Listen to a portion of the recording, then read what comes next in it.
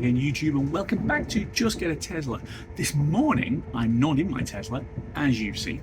I'm actually on my way to buy another car. But what is it? So what I have bought is this. And don't turn off, this is valid to Tesla. Let me tell you why. What do you do if you've got a really nice, quite expensive main car and you need another car?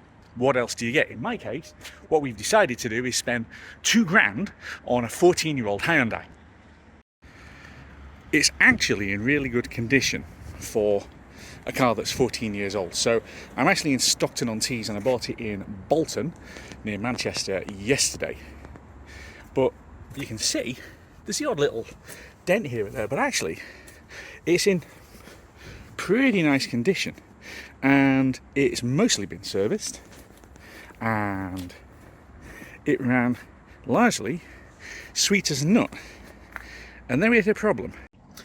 This again is the Tesla advantage in that I plug the car in, it charges up, and then I drive it places. I don't, as I'm now having to do with this car, have to think about what kind of electricity I'm using. So this is a 2009 1.4 petrol engine, and we've actually had one of these cars before. So this is the 5th Hyundai that we've actually owned, and it is the second i30 that we've owned.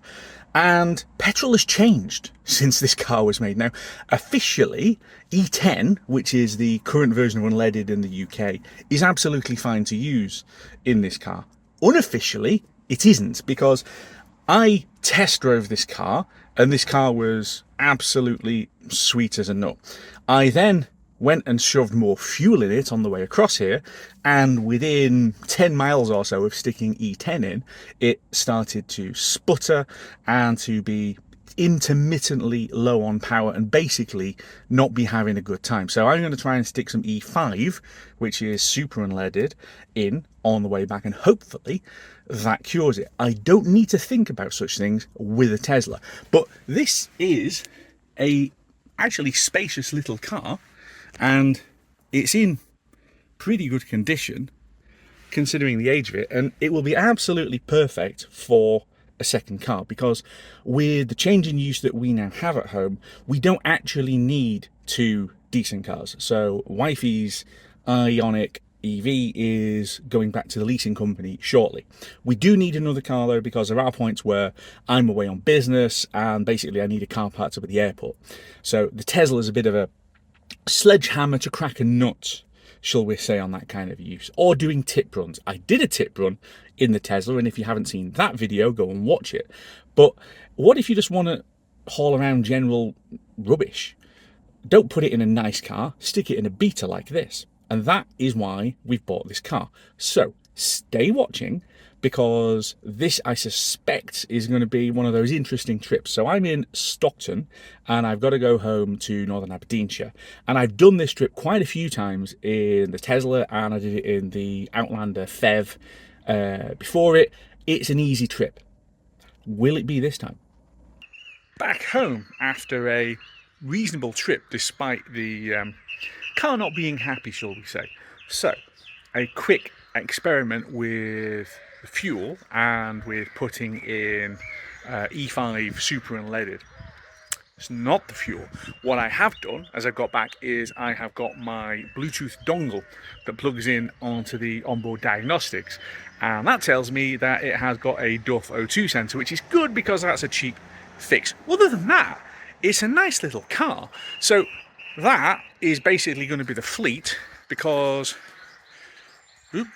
where is it? Wifey's Ioniq is going back soon. So despite the fact that the i30 still has a misfire, which is definitely caused by an O2 sensor having used my diagnostic dongle, I have actually pressed it into emergency service today, because Wifey's Ioniq EV has got a completely flat battery. So we have been out with the jumper leads trying to see if we can get the thing to work, and not having it. So this basically is going to be the beater. This is going to be the car that does the tip runs. This is going to be the car that gets dumped at the airport. This is the car basically for when I don't want to take the Tesla off and do stuff where we need the Tesla for something a little bit better, more interesting.